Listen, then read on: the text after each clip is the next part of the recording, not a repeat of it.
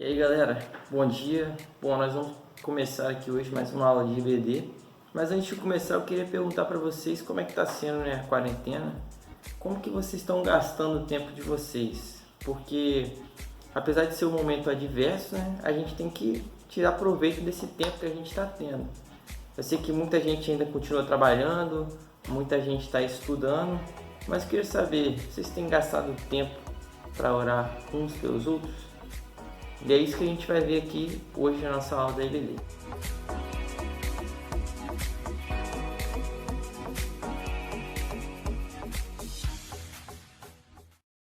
Galera, bom dia, né, mais uma vez. E agora, antes de a gente começar a nossa lição, né, estava conversando com o Felipe essa semana e a gente até destacou os pontos que seriam desafiadores para a gente nesse novo formato, né, de EBD online, porque quando é presencial a gente ainda consegue fazer pergunta e há uma interação. E aqui acaba que é só a gente falando, então é algo novo pra gente, né? E aí, qualquer crítica, qualquer ponto que a gente possa melhorar, fica à vontade para me chamar, né, no WhatsApp depois e falar, João, vai conseguir melhorar isso e tal. Beleza? Que a gente vai fazer de tudo para poder ter uma aula legal, uma aula dinâmica. E aí, vamos lá então. Como eu falei, o tema da nossa lição hoje é orar uns pelos outros. E nosso texto está lá em Tiago 5,16. Mas, tá, João, vai falar orar uns pelos outros. Qual que é o valor da oração? A oração ela é um meio de comunicação pessoal com Deus. E aí tem um texto que deixa muito explícito isso. Olha só. Mateus 6, de 8 a 10 diz que não sejam iguais a eles, porque o seu Pai sabe o que vocês precisam antes mesmo de o pedir. Vocês orem assim: Pai nosso que estás nos céus, santificado seja o teu nome. Venha o teu reino, seja feita a tua vontade, assim na terra como no céu. Ou seja, quando você está orando, você declara que você confia e depende e reconhece que Deus governa o céu e a terra, como está aqui. E a gente não ora para que Deus ele descubra a nossa necessidade. Porque olha só o que diz aqui. Aqui fala: não sejam iguais a ele, porque o seu Pai sabe o que vocês precisam. Ou seja, a oração é um jeito da gente manter a comunhão com Deus. E quais são as formas de oração abordadas pela revista? A primeira delas é a confissão, que a gente pode ver lá um exemplo em 1 João de 1 a 9, que diz: se confessarmos os nossos pecados, ele é fiel e justo para perdoar os nossos pecados e nos purificar de toda injustiça. Como diz lá em 1 João 1, 9. A segunda forma de oração são ações de graça e súplica, que a gente pode ver em Filipenses 4, 6. Que fala: não andem ansiosos por coisa alguma, mas em tudo, pela oração e súplica e com ações de graça, apresentem seus pedidos a Deus. E o último, mas não menos importante, e é o que a gente vai estudar, que é intercessão, que está lá em 1 Tiago 5,16, né, que é o nosso texto base. Portanto, confessem seus pecados uns aos outros e orem uns pelos outros para serem curados. Olha só, a oração de um justo é poderosa e eficaz. Então, vamos lá. Por que a gente deve orar uns pelos outros? O primeiro ponto é a obediência, que como Tiago mesmo fala, né? Portanto, confessem os pecados uns aos outros e orem uns pelos outros, ou seja, a obediência à palavra de Deus. O segundo ponto é porque o nosso modelo de vida cristã, que é Jesus, ele nos deu o exemplo. Lá em 1 Pedro 2,21, olha só o que fala: para isso vocês foram chamados, pois também Cristo sofreu no lugar de vocês, deixando-lhes exemplo, para que sigam os seus passos. Então, beleza. Vamos ver alguns exemplos, né, que Jesus deu pra gente. O primeiro está em Lucas 22, 31 a 32. Que ele fala: Simão, Simão, Pedro, né? Satanás pediu vocês para peneirá-los como trigo, mas eu orei por você, para que a sua fé não desfaleça, e quando você se converter, fortalecer os seus irmãos. Aí a gente está vendo, né, Jesus orando por Pedro, e em João 17, 20, fala: minha oração não é apenas por eles, rogo também por aqueles que crerão em mim, por meio da mensagem deles. Ou seja, o segundo ponto que mostra por que a gente deve orar é que Jesus, que é a quem nós devemos seguir os passos, também dá exemplos, né, de oração. E o terceiro ponto é que é um ofício do sacerdote. Olha, lá em 1 Pedro 2,9 diz: vocês, porém, são geração eleita, sacerdócio real, nação santa, povo exclusivo de Deus, para anunciar as grandezas daquele que o chamou das trevas para a sua maravilhosa luz. E é um ponto também que Martinho Lutero defendeu durante a Reforma Protestante, né? Isso aqui é um trecho, tá, da tese dele, e ele fala bem assim: por meio do sacerdócio, somos dignos de comparecer perante Deus, orar por outros e ensinar-nos mutuamente sobre as coisas de Deus, pois estes são os ofícios dos sacerdotes. Assim Cristo não conseguiu se nele cremos, para que, como co-irmãos, co-herdeiros e co-reis, também sejamos co-sacerdotes, ousando aparecer perante Deus em confiança e pelo Espírito da fé, e clamar Abba Pai. Ou seja, Martinho Lutero ele fala ali que não era obrigação só do clero orar, era obrigação também do povo, né? Como sacerdócio real, como ofícios, né, do sacerdote, a oração.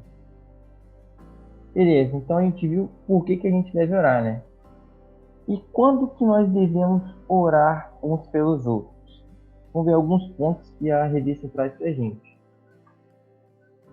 Bom, a revista começa trazendo lá em Efésios 6,18 que orem no Espírito em todas as ocasiões. Ou seja, a gente tem que estar em oração sempre. Mas tem algumas situações que a gente tem que dar um pouco de uma ênfasezinha, né? E a primeira delas é em tempos de provação. Lá em Lucas 22, 31, 32, né, que a gente já leu, mostra Jesus orando por Pedro, né, no momento que ele ia ser provado por Satanás. E aí ele fala: mas eu orei por você para que a sua fé não desfaleça. Uma outra passagem também que a gente pode ver é em Atos 12:5, né, quando Pedro estava preso. Pedro então ficou detido na prisão, mas a igreja orava intensamente a Deus por ele. E lá em 2 Tessalonicenses 3, que diz: finalmente, irmãos, orem por nós, para que a palavra do Senhor se propague rapidamente e receba a hora merecida, como aconteceu entre vocês. Orem também para que sejamos libertos dos homens perversos e maus, pois a fé não é de todos. Então tá aí Paulo, né, pedindo oração do povo em tempo de provação que eles estavam passando. O segundo ponto é em tempos de perseguição. E aí tá mais uma vez lá em Atos 12:5, né, Pedro, quando ele ficou preso, que a gente acabou de ler, e 2 Coríntios 1, né, de 9 a 11, que diz: de fato, já tínhamos sobre nós a sentença de morte, para que não confiássemos em nós mesmos, mas em Deus, que ressuscita os mortos. Ele nos livrou e continuará nos livrando de tal perigo de morte. Nele temos colocado a nossa esperança de que continuará a livrar-nos. Enquanto vocês nos ajudam com as suas orações, assim muitos darão graças por nossa causa, pelo favor a nós concedido em resposta às orações, de muitos. Mais uma vez aí Paulo, né, pedindo oração para o povo em Corinto.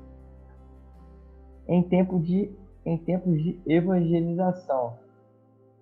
Mais uma vez aqui, ó, Paulo em Efésios 6:19. Orem também por mim, para que quando eu falar, seja-me dada a mensagem, a fim de que, destemidamente, torne conhecido o mistério do Evangelho. E tem até uma curiosidade que a revista traz, não, nessa não, curiosidade, né? Aqui está Atos 13, né? Assim depois de jejuar e orar, e aqui é o povo, né, de...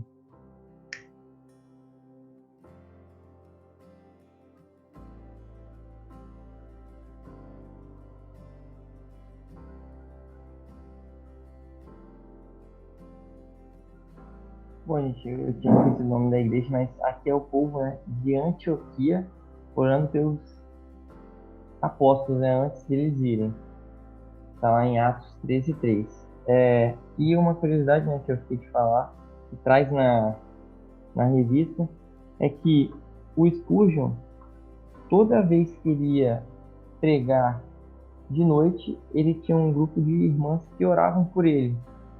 E tanto que ele é até considerado como o príncipe, né, das pregações.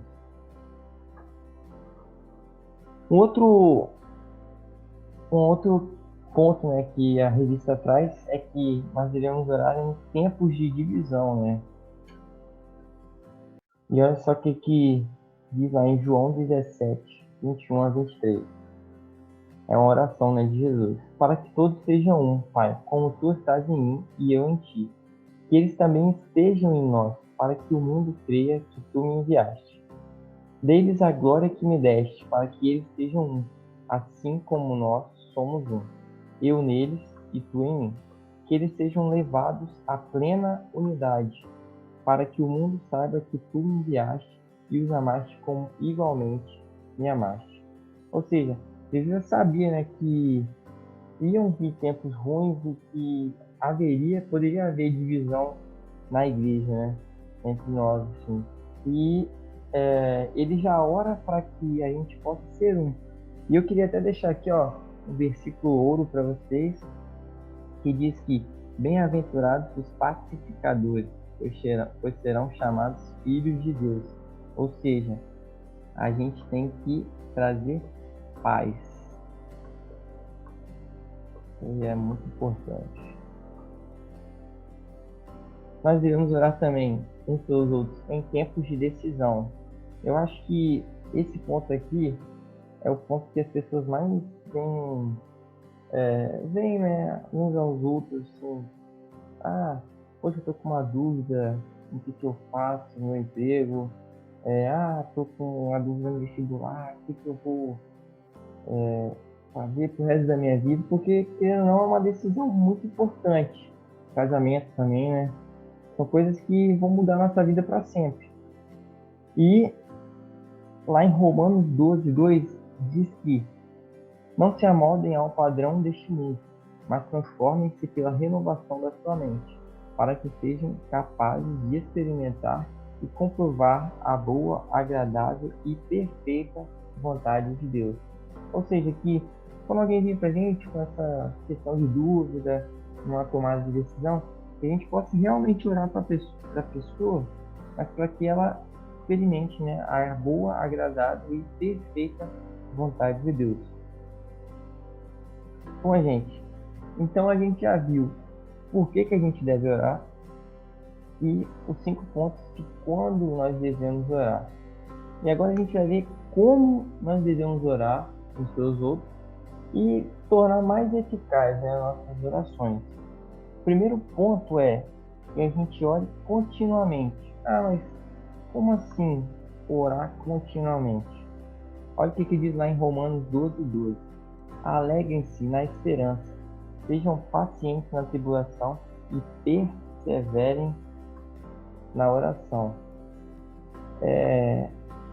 Uma dica, né, que a lição traz pra gente, uma dica ouro, né, pode dizer, é para que a gente tenha uma agenda. Aqui, não precisa ter uma agenda não, um papelzinho pelo menos, para que a gente não esqueça das necessidades, né, específicas de cada pessoa e que conforme aquele pedido for sendo correspondido, para que a gente possa anotar, né, para que a gente possa participar, né, dessa experiência com Deus e com a pessoa que a gente vai estar orando. Então, tá aí, ó, uma dica ouro da revista, da lição, né? É que a gente anote os pedidos, né, de cada um e que a gente já possa acompanhar nesse processo. Um outro ponto é que a gente possa orar confiantemente. Confiantemente, como assim? Para que a gente ore com fé. E é isso que diz lá em Mateus 21:22 e Tiago 1:6. E tudo que pedirem em oração, se crerem, vocês receberão. Peça, porém, com fé, sem duvidar, pois aquele que duvida é semelhante à onda do mar, levada e agitada pelo vento. É claro também, né, que na verdade a gente vai ver mais pra frente, mas esses me deixa rico, Deus. Será que isso aí é da vontade dele? Oremos obedientemente. Esse aqui é um ponto que eu achei muito importante, tá?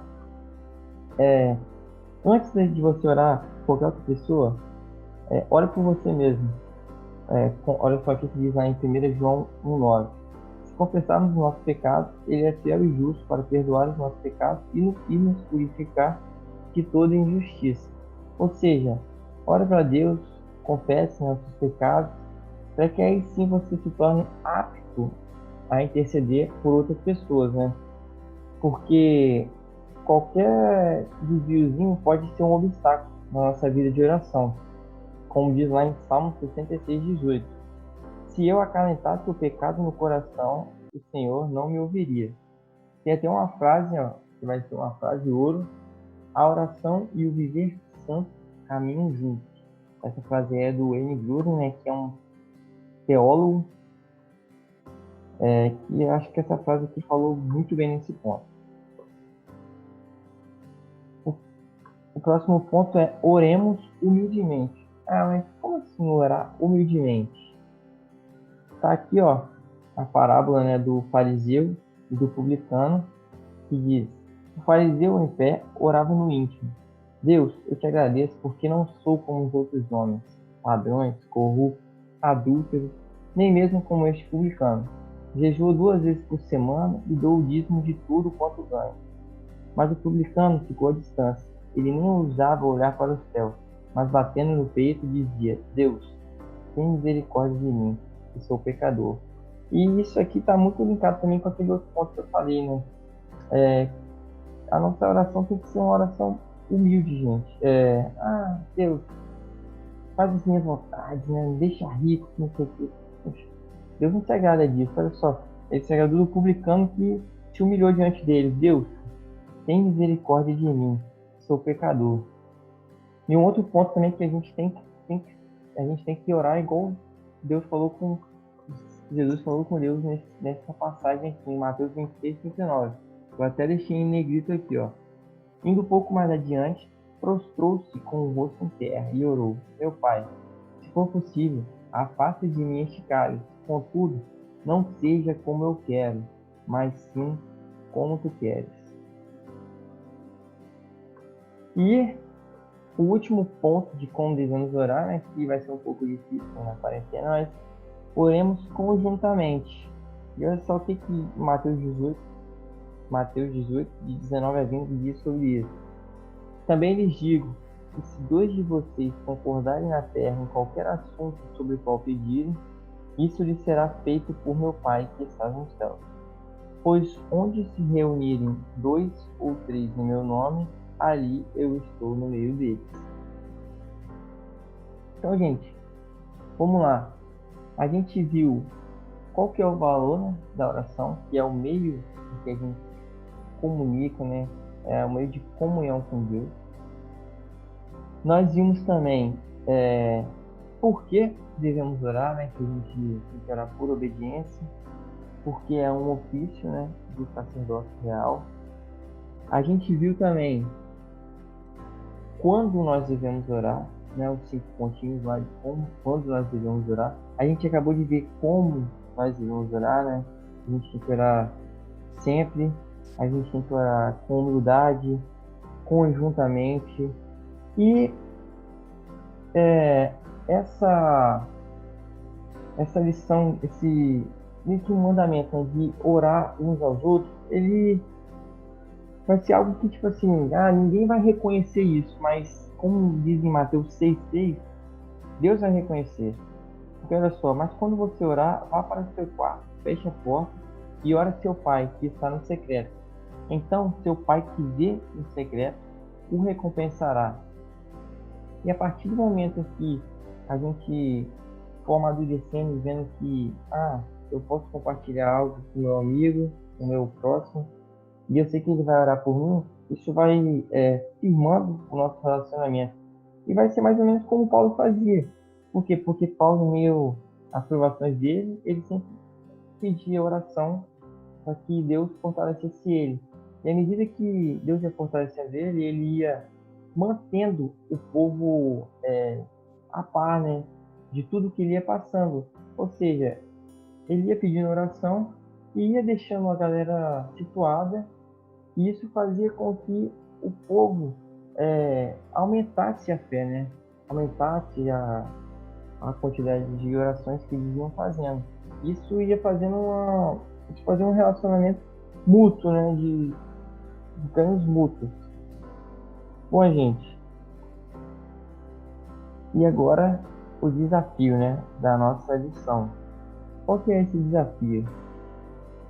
O desafio é você mandar mensagem agora para alguma pessoa aí, um próximo seu, e perguntar quais são os pedidos dela, anotar os pedidos, né? Claro, como a gente viu aqui, que é uma dica ouro da nossa lição, e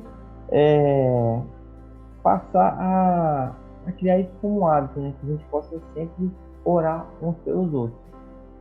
Bom, gente, essa aí foi a nossa lição 17, se não me engano, é a última lição dessa revista.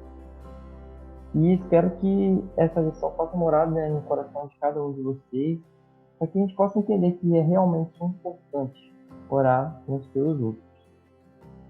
E que vocês possam ter um ótimo dia e que Deus abençoe vocês.